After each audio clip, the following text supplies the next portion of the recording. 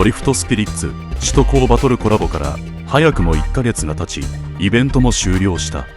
今回は登場した6人の変遷を発売順に見るまとめ動画となる。では早速見ていこう。首都高バトルシリーズ無印版からの登場はこの2台。ローリング野郎1号については途中兄から弟へ引き継がれるが、ここでは単純にローリング野郎1号を追っていくことにする。首都高バトル2からほとんどが出揃う。プレイヤーが人定という設定だが、後の首都高バトル0で判明するため姿形はまだない。首都高バトル0になり全てのマシンが出揃う。それぞれの個性も出てきたと言える。発売順的にはこの次が街道バトルとなる。0で初めて人定を正式に登場させた約2年後にインプレッサで登場させたことは謎とも言える。10での諸事情を考えると結果的にファインプレーとなっ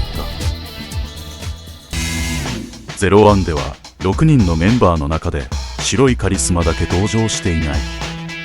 当時の白いカリスマの人気ぶりはわからないが、今となっては出すべきだったと言えるだろう。ローリング野郎1号は弟に引き継がれ、レビンからトレノに変わる。街道バトル2ではローリング野郎1号のみ登場。当初は基本的に首都高バトルとのつながりは薄く、1作目の人定が異例だったとも言える。時系列的には首都高に行く前の話になっているため、1号は兄のレビンに戻っている。 PSP 版で白いカリスマが再登場となる。意外にもブラッドハウンドが登場していなかった。レーシングバトルでは全員がプロレーサーとなっているため、パラレルワールド説も有力だと思えてしまう。ローリング野郎1号は初代に集結するというストーリー展開になっており、再び兄のレビンになっている。峠の伝説でローリング野郎1号の兄が先に首都高に行ったというストーリーになっているが、代わりにリーダーになるわけでもなく、2号のままの弟を一応乗せておく。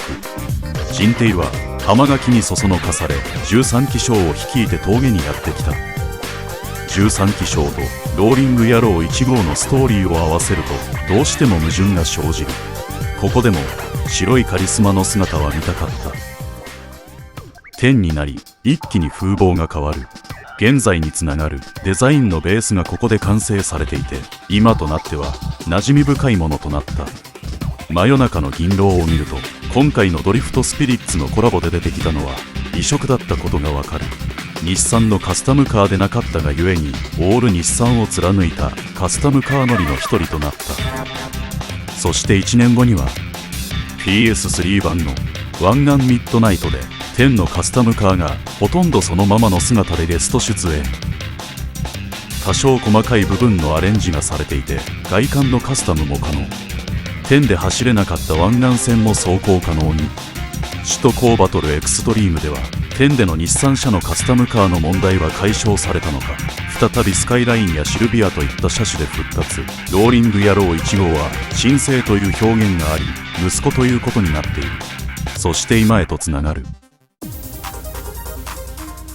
ドリスピにはキャラが必要ということで、急遽10のものを流用したようだ。白いカリスマ含む4人が立ち絵を獲得。